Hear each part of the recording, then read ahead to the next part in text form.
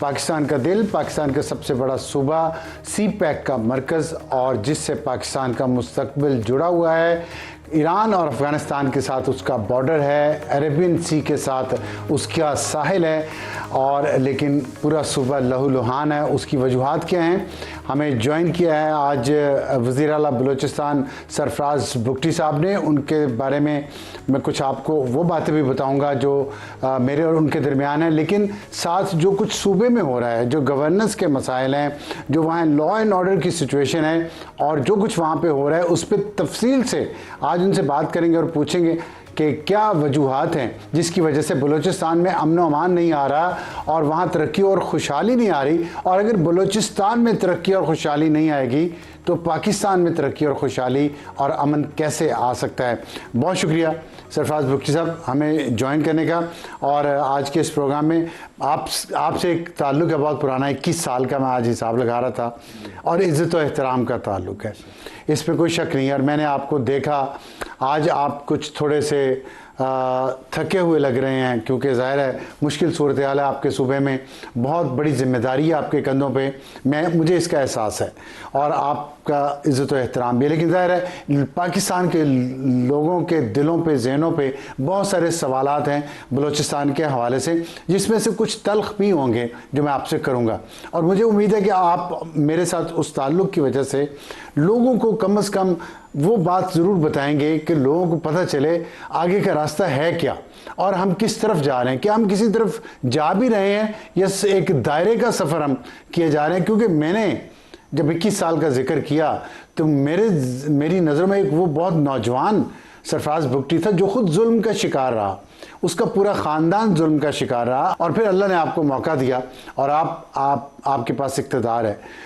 तो आपके ख्याल में सबसे बड़ा जो मसला इस वक्त है बलूचिस्तान का वो क्या है? इस तनाजुर में बताइएगा कि आज भी मस्तूंग में एक स्कूल की बस पर हमला हुआ है जिसमें बच्चे ज़ख्मी हुए हैं। कल ज़ियारत में 7 दहशतगर्द मारे गए हैं। कुछ दिन पहले ज़ियारत पे हमला करके 30 पुलिस के जवान शहीद कर दिए गए। रोज़ाना कोई ना कोई, उससे पहले एक फैमिली कराची जा रही थी, उसके मर्द को मार दिया। मतलब ये बलूचिस्तान क्या है, क्या हो रहा है ये?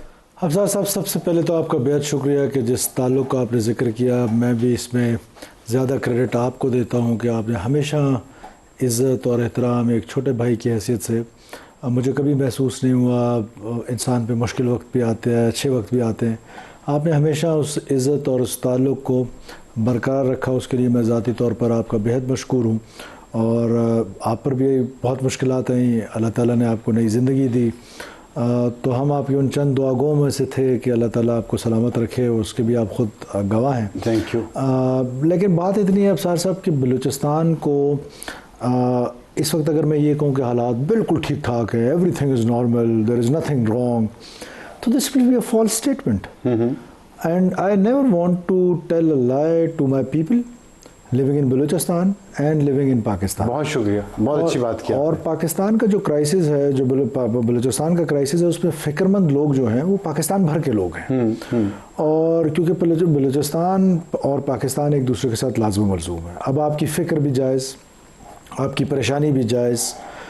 प्रॉब्लम जो है वो जो कहाँ आती है कि थोड़ा सा जो मेरा और बाकी पाकिस्तान के मादा लोगों के साथ इख्तलाफ कह दीजिए या थोड़ा वो होता है, सूरत हाल ऐसी ब्लीक भी नहीं है, सूरत हाल ऐसी ख़राब भी नहीं है कि जिसको बंदा कहे कि यार बिल्कुल तबाही के दाने पे पहुंच गए हैं, पूरा बलूचिस्तान लहूलुहान हो गया है, ये हो गया। It is not like that. हालात ठीक भी नहीं है और हालात उतने ख़राब भी नहीं है। लेकिन और हमने ये दावा किया है कि बलूचिस्तान के हालात बिल्कुल शीरो शकर हैं। कतई कलामी की माफ़ी जी। लेकिन हमारे यहाँ से मुराद ये है कि बलूचिस्तान से बाहर पूरे पाकिस्तान में तासुर 2 किस्म के हैं। एक तो ये कि ये शायद हमसे बहुत दूर कुछ हो रहा है, हमें ये आग हम तक नहीं पहुंच पा रही, एक तासुर ये है। दूसरा तासुर ये है कि बलूचिस्तान तो बिल्कुल गया, ये तासुर है। और मैं आपको एक सहाफ़ी के तौर पर बता रहा हूँ, आज से 20-25 साल पहले मैं एक अखबार में काम करता था, एक फ़ोटोग्राफ़र को लेके, एक ड्राइवर को लेके, एक टूटी सी गाड़ी लेके पूरे बलूचिस्तान में फिरता रहा हूँ, रिपोर्टिंग की है, सब कुछ किया है। आज मैं अपनी फैमिली के साथ बलूचिस्तान में कहीं जा नहीं सकता कोई साइट सीइंग के लिए भी नहीं जा सकता, कराची से गवादर बाई रोड सफ़र नहीं कर सकता, कोयटा से खुजार या गवादर नहीं जा सकता। और जंग क्या होती है और मुश्किलात क्या होती है? मैं तो ये नहीं कह रहा हूँ कि मुश्किलात में नहीं है, लेकिन ट्राई टू अंडरस्टैंड कि जो परसेप्शन और रियलिटीज़ हैं इसमें भी बहुत बड़ा फ़र्क होता है। जो परसेप्शंस होते हैं they are always faster than realities, they are always faster than realities. अब मैं आपको हाईवेज़ की रियलिटी क्या है? रियलिटी मैं आपको बताता हूँ क्या है कि हाईवेज़ हमारी क्या है। एक हमारी हाईवे है जो हमें कोयटा से जोड़ती है कराची के साथ, एक हमारी हाईवे है जो हमें जोड़ती है कोयटा के साथ बोलान जैकबाबाद के ज़रिए, एक हमारी हाईवे है जो हमें पंजाब मुल्तान से जोड़ती है डेरा गाजी खान से, एक हमारी हाईवे है जो हमको जोड़ती है डेरा इस्माइल खान से केपी के साथ और दैन इस्लामाबाद के साथ। अब मैं वन बाय वन आता हूँ। और एक हमारी नोशकी की हाईवे है कि जो वहाँ से आती है ईरान बॉर्डर से और फिर कोयटा से कराची जाती है।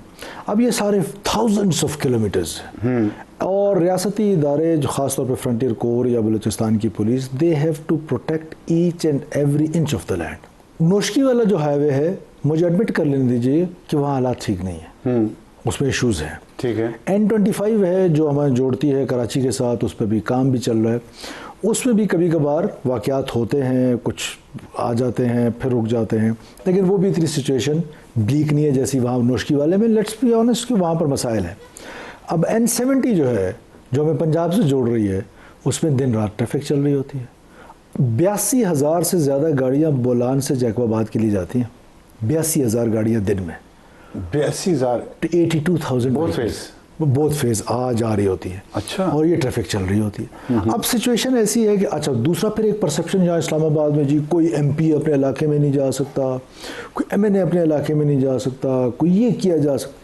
भाई आप रिकॉर्ड चेक कर लें, सवाए 3 लोगों के पिछली सारी ईद लोगों ने अपने घरों में मनाई। अख्तर बेंगल कहते मैं नहीं जा सकता, आज बेंगल के उनके घर पे हमला हुआ, आज वर्ड पे पहुंचे। आज जिस वक्त एज वी स्पीक, इस वक्त अभी थोड़ी देर पहले वो वर्ड पहुंचे अपने घर में। शफीक बेंगल पे हमला हो गया। हमला होना तो देखिए, शफीक बेंगल साहब हमारे दोस्त भी हैं, पाकिस्तान के एक एसेट भी हैं, पाकिस्तान की एक बुलंद वॉइस भी हैं। हमले तो होने हैं, मेरे 380-90 लोग मर गए। मैं तो ये नहीं कह रहा हूँ कि बलूचिस्तान में हमने देखिए आप पे तो जुल्म, आप पे तो और आपके खानदान पे तो अकबर बुगटी ने भी जुल्म किया। थोड़ा सा इस पे ना, जो हम रिकॉर्डिंग के बाद इस पे थोड़ी सी करेक्शन कर लेंगे, मैं प्रोग्राम में करना नहीं चाह रहा था। ठीक है। कि हम कभी अपने इलाके से नहीं निकले, वो कलपर और रायजा निकले, हम लड़े वहाँ पर नवाब साहब के साथ, हमारी लड़ाई होती रही, सारे रियासती इदारे नवाब साहब के साथ थे, लेकिन हमने वहाँ पर लड़ाई लड़ी, हमने अपना इलाका एक दिन के लिए नहीं छोड़ा। I was a student of Quaid Azam university when I left this university and I went to fight. So मेरा तजर्बा 2002 से ये सिलसिला शुरू है, 2002 से मैं ये लड़ाई लड़ रहा हूँ। अब आगे आ जाते हैं कि हाईवेज़ की सिचुएशन मैंने आपको बता दी कि हाईवेज़ की सिचुएशन एक आध जगह पे ख़राब है, बाकी जगह पर इट इज़ नॉर्मल। लेकिन आ जाते हैं, वो सड़क पे आते हैं, हमारा रिस्पांस मैकेनिज्म क्या, प्रॉब्लम क्या है? प्रॉब्लम ये है कि उन्होंने 1 इंच में आना है। अब रिस्पांस के लिए जब जॉइंट चेक पोस्ट हैं, चाहे पुलिस हो चाहे फ्रंटियर कोर हो, उन्होंने जब जाना होता है वो रास्ते में एम्बुशेस लगाते हैं। फिर ये सर्च जो आप देख रहे हैं आजकल, ये सर्च के पीछे क्या रीज़न है?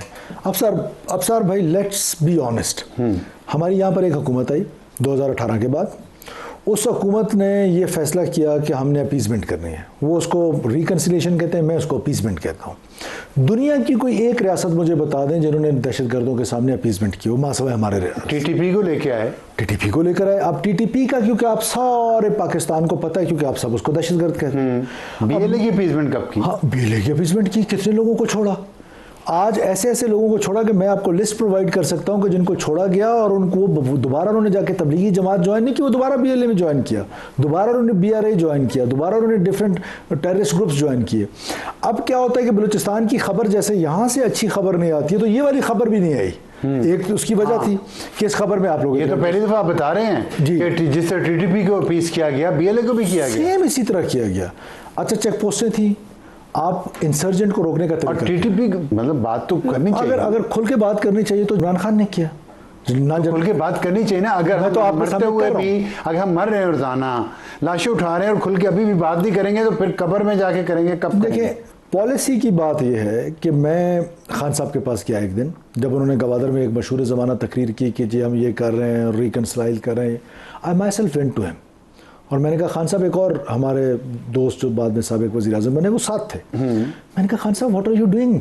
ये ठीक पॉलिसी नहीं है। इससे आपने इससे पहले फलाने ने करके देखा, फलाने ने करके देखा, फलाने ने करके देखा, फलाने ने करके देखा, और उस सब में रियासत का नुकसान हुआ है। ठीक है। तो उन्होंने मुझे इन्वर्टेड कॉमर्स में अफसार साहब कहा कि Sarfaraz look I am anti war.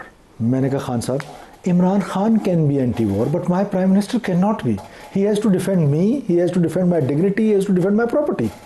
मैं as a citizen of Pakistan, आप एंटी वॉर आप जाती तौर पे नहीं हो सकते हैं, लेकिन एज प्राइम मिनिस्टर आपको एंटी वॉर, दहशत गर्दों के खिलाफ एंटी वॉर हैं, लेकिन रियासत पाकिस्तान के खिलाफ एंटी वॉर नहीं है। एंटी वॉर नहीं है, वो एक अलग anti war, that is another subject. Contradiction है, कॉन्ट्रडिक्शन है, और उनकी पर्सनैलिटी में बहुत सारी कॉन्ट्रडिक्शंस है। नॉट ओनली दिस, उनकी पर्सनैलिटी में हमेशा हमने कॉन्ट्रडिक्शंस बहुत सारी। आपके ख्याल में उनकी इस पॉलिसी ने बलूचिस्तान को मौजूदा सूरत हाल में लाने की जिम्मेदार है? देखें, बलूचिस्तान की मौजूदा सूरत हाल की जिम्मेदार दो लोग हैं। एक ये जो अपीजमेंट की पॉलिसी उन्होंने की, जनरल फैज साहब के साथ मिलके की, अकेले की, वो उनको पता और जनरल फैज साहब को पता, वो ये उनका जवाब दे सकते हैं।